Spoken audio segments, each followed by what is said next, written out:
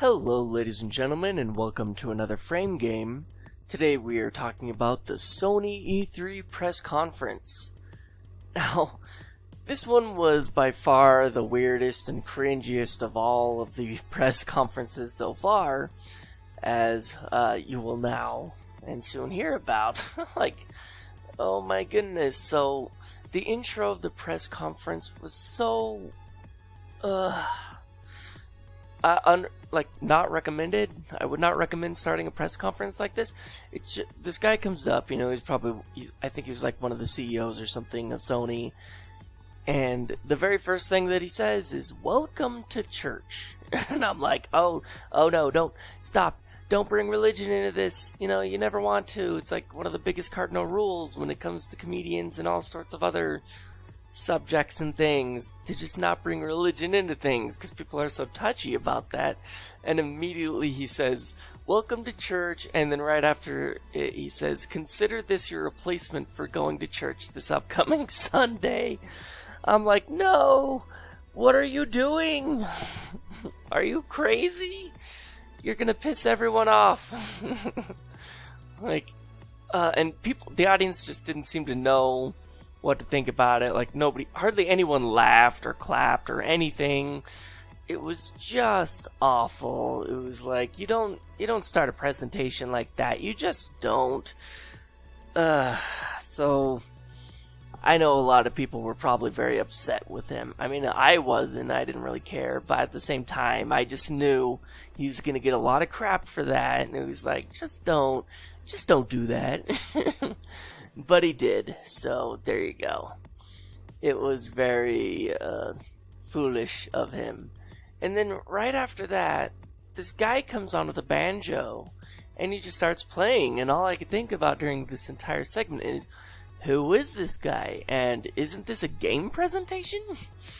Since when did I come to, some kind of high school concert or something? And I don't know, it went on for a long time. You could tell the entire audience was just like, oh my gosh, get this over with and show us what the game is that you're, leading to. And immediately after, finally he gets up and leaves, and then it shows the Naughty Dog logo. And he's like, okay, we're getting somewhere. This is a game presentation. I wasn't lied to. And it was a cutscene of The Last of Us 2. They showed Ellie. She was at a dance party or something, and then she gets it on with some girl, and they make out for a bit. And then it shows they're killing a guy, and it's like, oh, wow. But, man, this game looks pretty darn awesome, pretty dark and intense. And, I mean, like I said, it started right after that little thing. It starts with Ellie stabbing a guy, and then she goes over and shoots someone with an arrow, all stealth-like, classic Last of Us stuff, but then they show the combat, which seems to have some new combat added to it. Like, Ellie was able to dodge backwards and stuff to avoid the knife swings of the enemy, and she turns around, kills one of the other person next to her that saw her, and then takes out the other guy. But she's still seen from other people, so she runs, goes down into this grassy field area, and hides underneath a truck. But then the person starts looking in the hidey hole spots, underneath other vehicles, and finds her, so pulls out her gun, bam, shoots him in the head. But then Ellie's legs get grabbed by another guy that was chasing, and pulls her from under this truck, and then, there's like a struggling button mashing sequence where Ellie then proceeds to kill them, and I don't know, it looked really good and really exciting. And I did love The Last of Us, so I am thoroughly looking forward to this sequel. It looks very exciting. Ellie's a lot older now, so you just play as her as the main protagonist, which is not surprising. But all in all, it looked fantastic. But then, of course, right after this game, they immediately went back into full-fledged, intermission mode. I'm like, really? Alright, we've seen one trailer, and they're like, it's time for intermission. Do they not know how intermission works?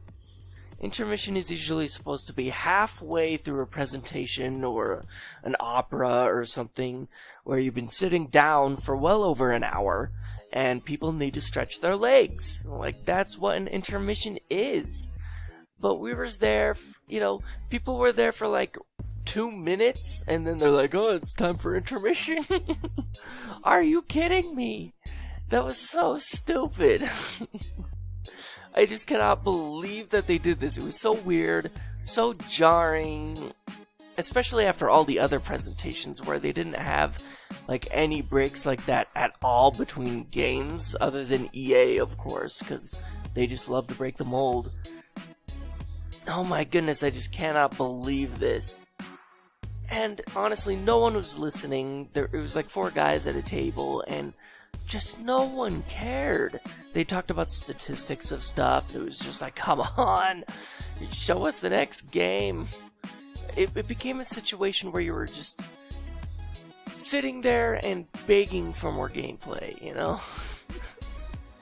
But I mean, they did mention a new game plus or something for God of War during it, so at least there was that.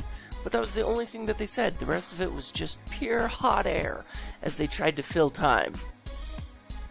And then finally after a while of waiting, they announced that they were going to move on to showing us what was to come in the next Call of Duty world or whatever.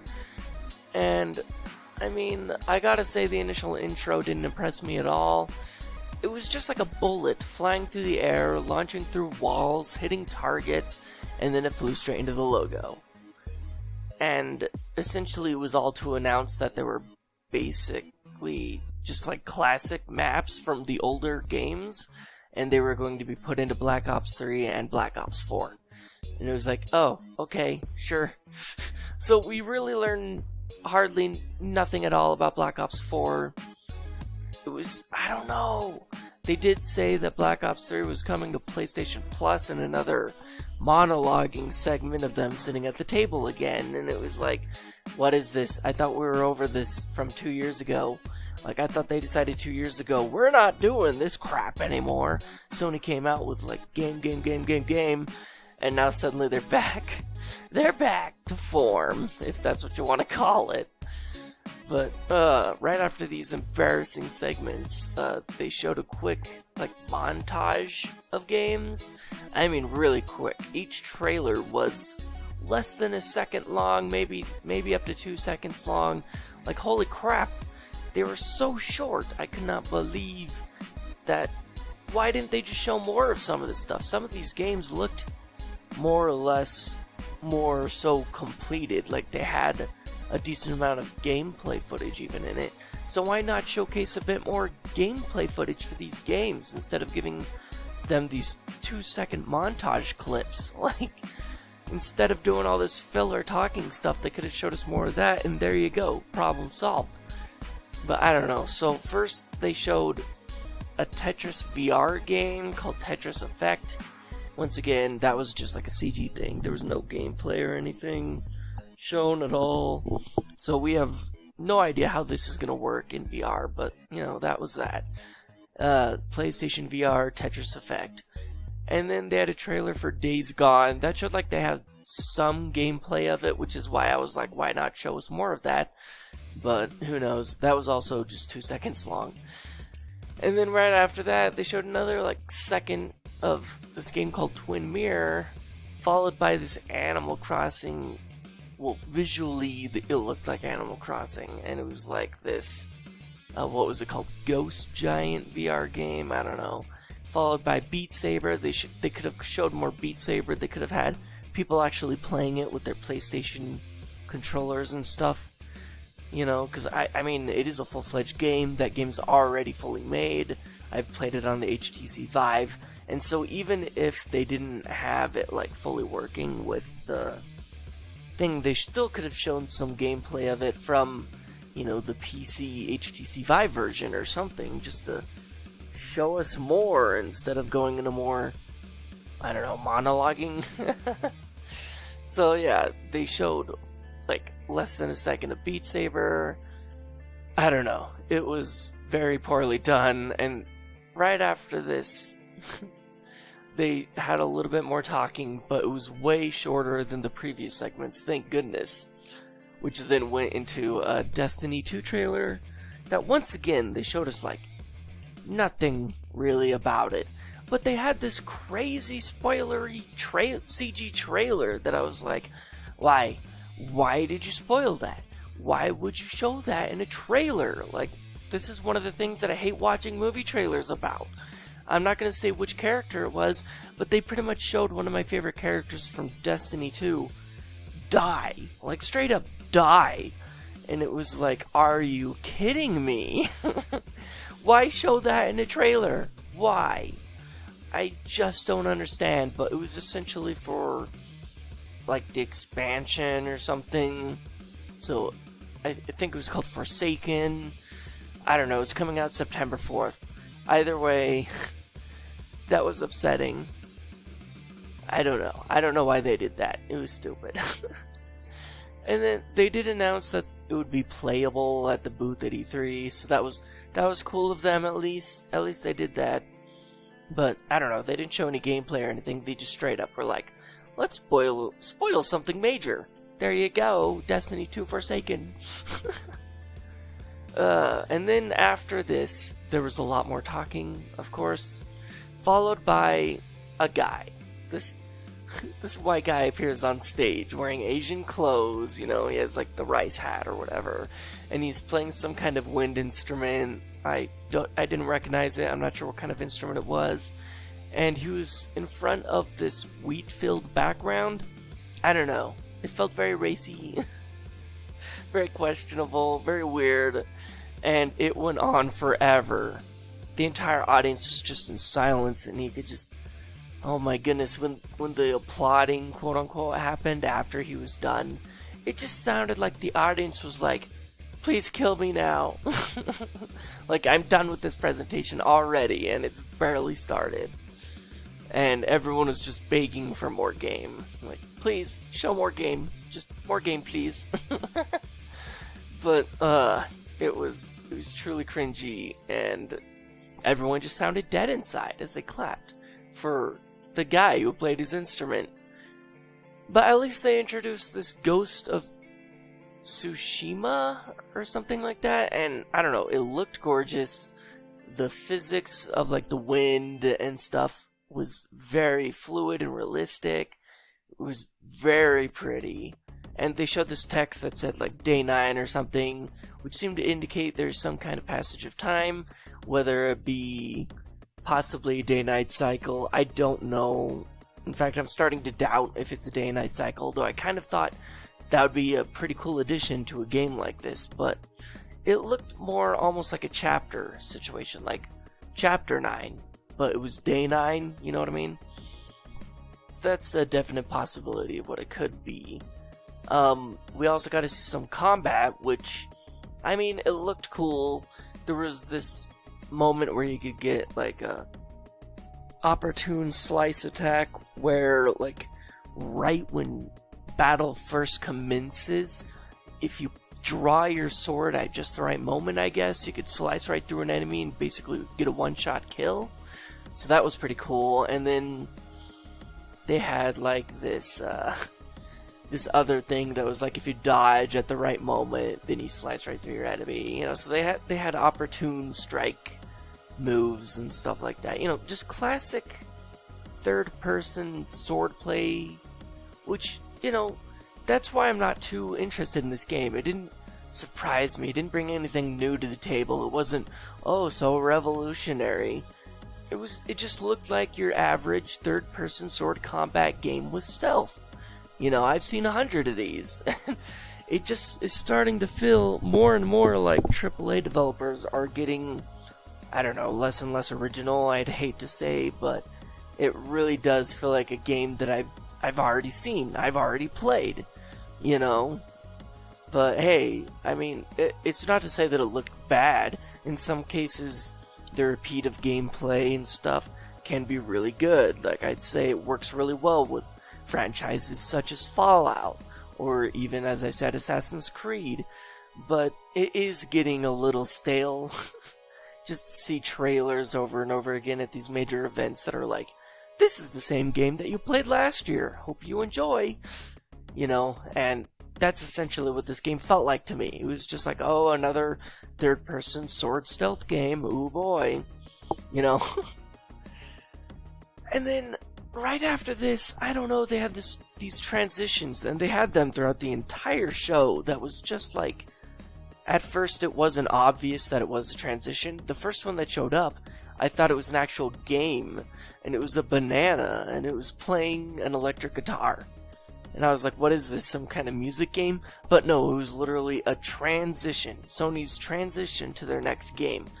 Which, like I said, they already showed Destiny 2, and they already showed this montage of games. And so they already showed these other games from the beginning, and they didn't have any weird transition like this. Like, nothing like this happened until now. They were suddenly like, let's have a banana play an electric guitar. Like, what are you doing, Sony? Are you drunk? This presentation was crazy. It was driving me nuts. And I even watched some, after watching it myself, I went to see some people's reactions. I went and watched, like, Jimmy Wetzel and stuff watching this. And yeah, everyone was like, where's the gameplay? What is this crap? Like, I'm not the only one who thought this was crazy. I'm glad I'm not the only one who thought it was crazy. Because as I was watching it, I thought I was going crazy. I'm like, is anyone else experiencing this? Or is it just me, you know? But then after this, they showed some awesome stuff. What was it? My notes are all over the place. This gameplay looked... Of this game, it was another AAA developer, the same people who made Alan Wake and Quantum Break. And man, the gameplay looked fantastic. The visuals were cool. It was in some crazy psychedelic world where all these blocks and pieces were floating around, spinning in space, being torn apart and then rebuilt together. Like, I don't know, it was like the fabric of reality was just falling apart in this trailer. And then showed this girl had a gun, and it was like, oh, gun, whatever.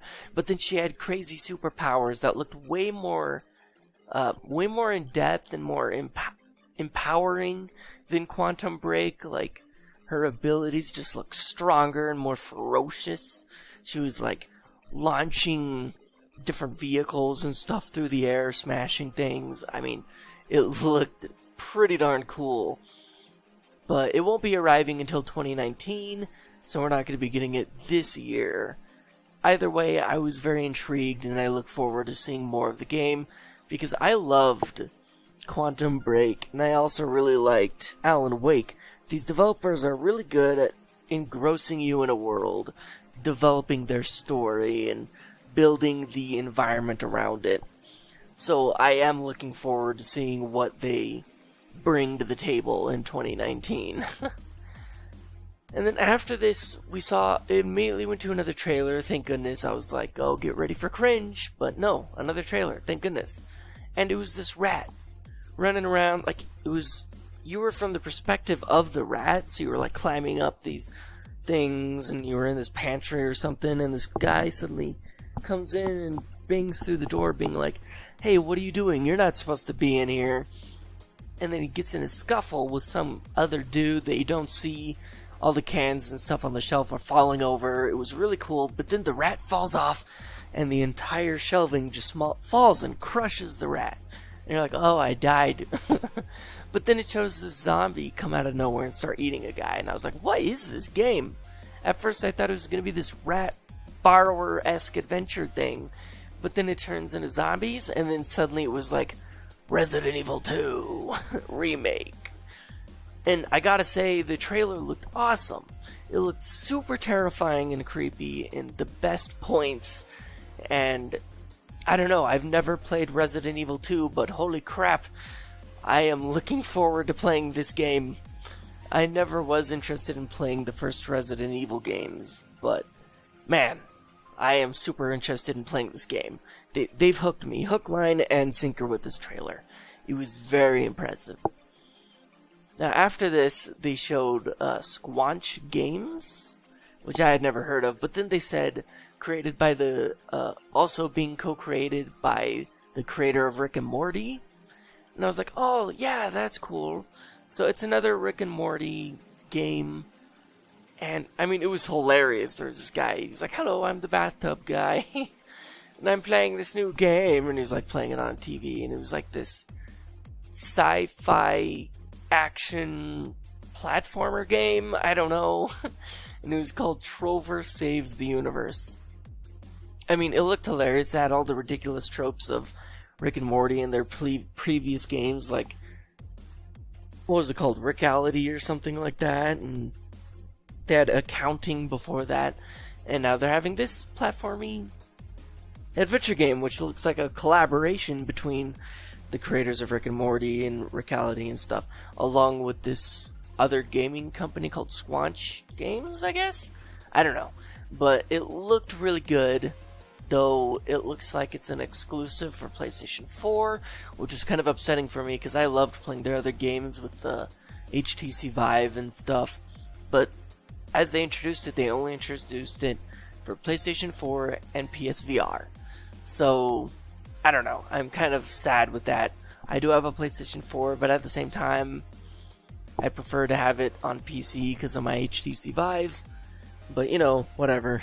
Whatever floats your boat, right? They wanted to sell more PlayStation 4, so they got him into a contract or something.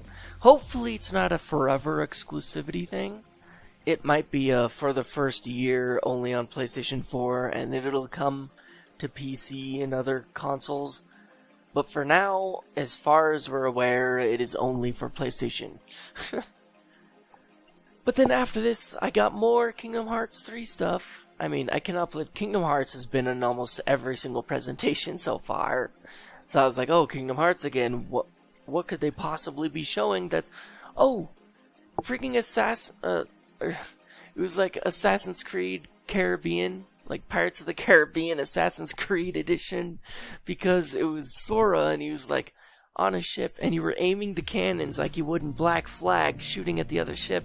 And then they go and they board the other enemy ship, and I was like, what is this, Assassin's Creed Black Flag?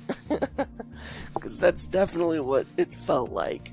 I mean, it looked fantastic, and I could not believe they showed the characters and the actors of the Pirates of the Caribbean. You know, they showed Jack Sparrow and stuff, and holy crap, they look so real. It was like I was watching the Pirates of the Caribbean movie.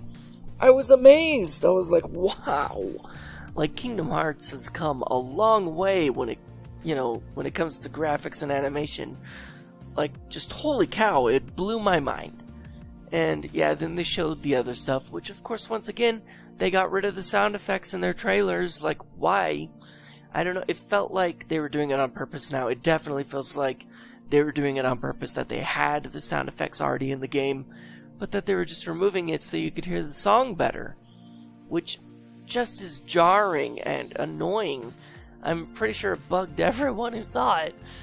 But yeah, so they did that. They showed Pirates of the Caribbean, and then they showed that there was going to be a PlayStation 4 bundle, which was the Kingdom Hearts PlayStation 4. It looked nice. It was all silver and shiny.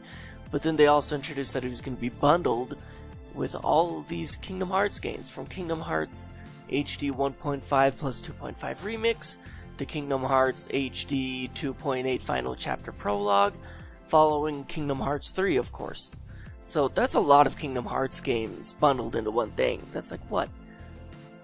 Somewhere between, like, 4 or 5 to, like, 6 games, potentially? Because I know the first one, the 1.5, 2.5, has Kingdom Hearts number 1 and Kingdom Hearts 2, but as well as the card one, which is, like, half of a Kingdom Hearts game. I don't know, the gameplay is still weird to me.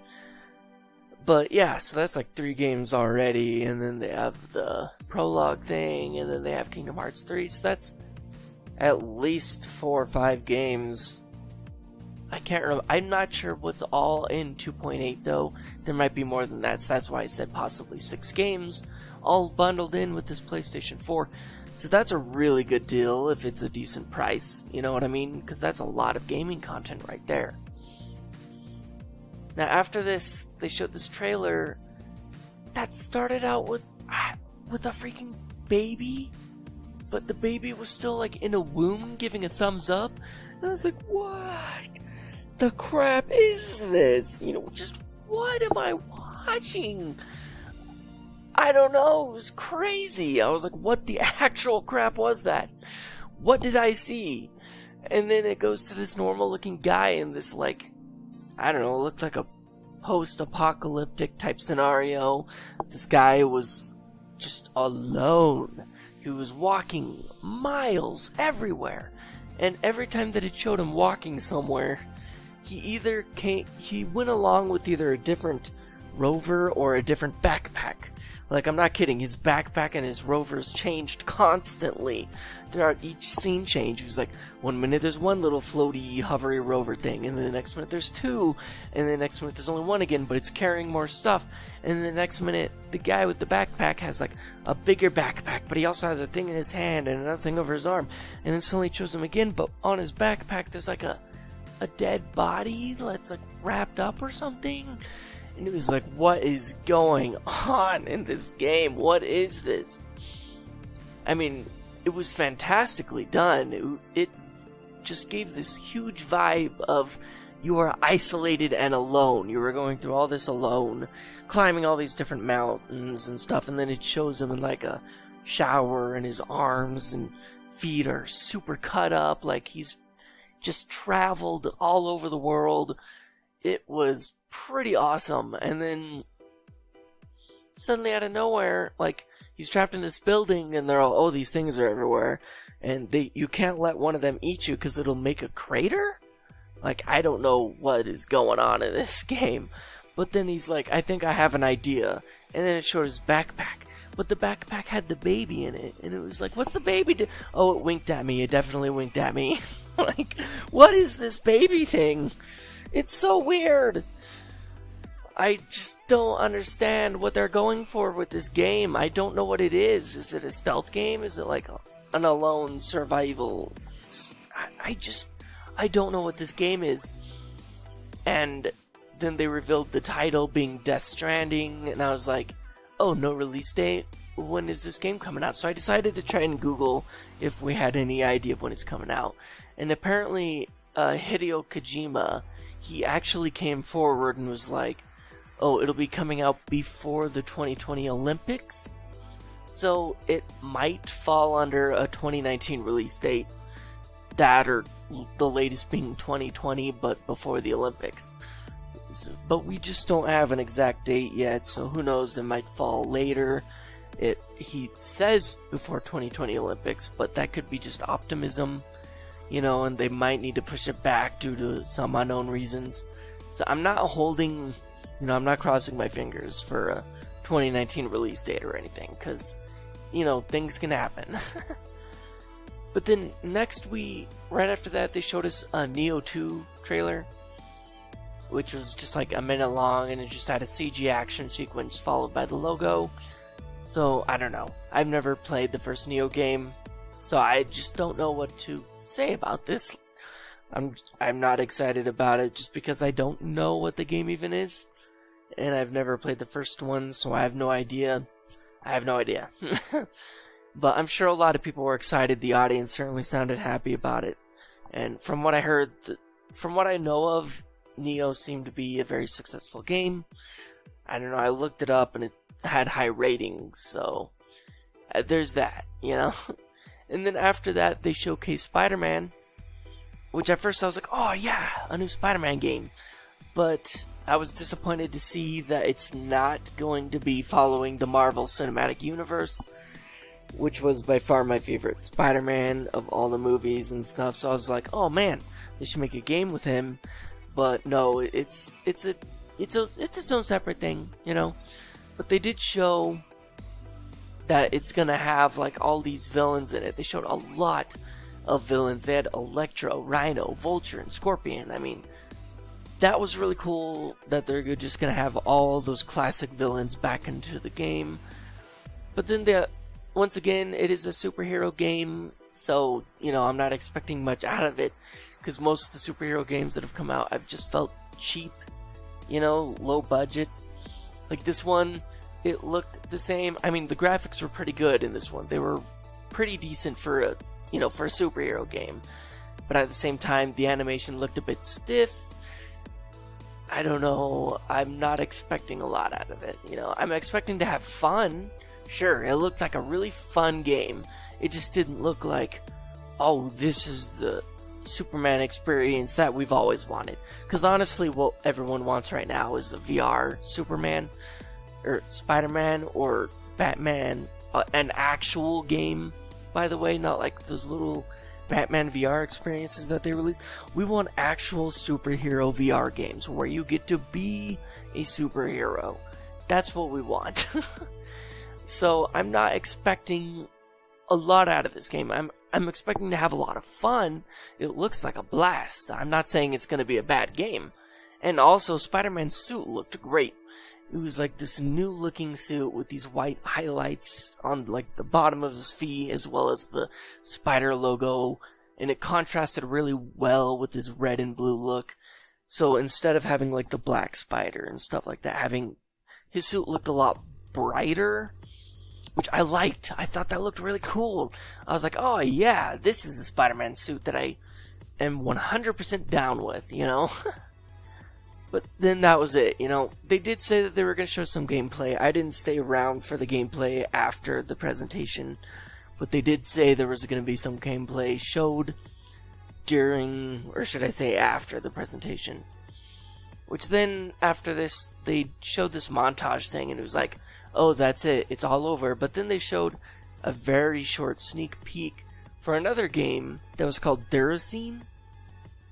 And what it was is essentially a Dark Souls. It's made by the same people who make Dark Souls and Bloodborne, but it's a PlayStation VR game. And I got a walking sim vibe from it, you know, not so much a Dark Souls Bloodborne vibe. But I mean, if they try to get Dark Souls / Bloodborne in VR, that would be really cool. I love Bloodborne. I've been playing the crap out of it. I've beaten like 6 of the bosses now. I know I'm kind of late to the party, but I don't know. It's been great. And I'm like, man, if they made this game but in VR, that'd be cool. But I don't think that's what this is. It just looked like a walking sim. But it was definitely cinematic trailer-esque. So I don't think any of that was actual gameplay. So we really have no idea what the game is, you know? But it is made by the same people, so I am excited for that. And that was it. Like, that was the last thing they really showed. That was the last showcase of the presentation, so I don't know. It was a pretty bad presentation. Like, a lot of these games we already knew were coming. We already knew that there was going to be the next Call of Duty game. We knew that was happening. We knew about like some of these VR games. We knew about that they kind of introduced before the presentation. We definitely knew. Oh, what's the game called? I already forgot what the game called, and we just talked. We knew about the Destiny 2, you know, and its Forsaken expansion or whatever, which wasn't even a new game. It's just, you know, expansion to the game that already exists. I don't know. There wasn't much to this presentation that I was like, oh yeah, this is it, you know. But so it was honestly kind of disappointing. They had some, like I said, we've known forever Kingdom Hearts 3 was coming out. We've known that for years, and then in the past like 2 or 3 presentations, we've already seen gameplay footage and introductions of it. The only new thing they brought to the table was once again a new world with Jack Sparrow and whatnot, Caribbean. That's cool. And then they had the PlayStation 4 Pro bundle thing, which is great for people who don't have PlayStation 4. Which, once again, I already have one, so I'm not going to be getting it, you know?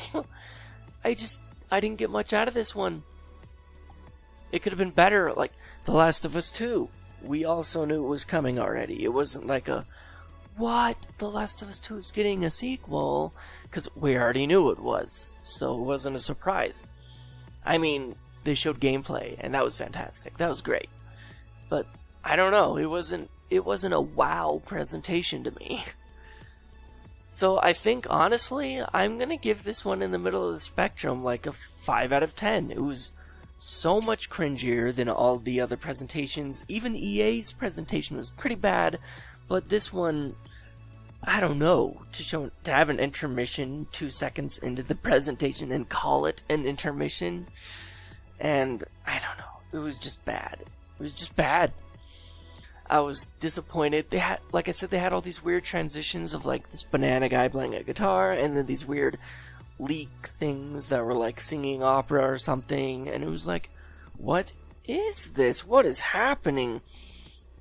And then the whole religion tobacco thing at the beginning, followed by like Asian white guy dressed up as an Asian playing this instrument. It was like, I don't know, it was bad. It was just the cringiest presentation of them all. The one that we definitely didn't want. You know, that we were like, finally, we're breaking the mold. We're not being cringy anymore. Nope. Sony didn't get the memo. Sony's doing their own thing this year. Like, I don't know. It was just off the walls crazy. But, so yeah, 5 out of 10. That's my review for this one. So, thank you all so much for watching, and I will see you in the next and final one that I will be doing, which is the Nintendo presentation.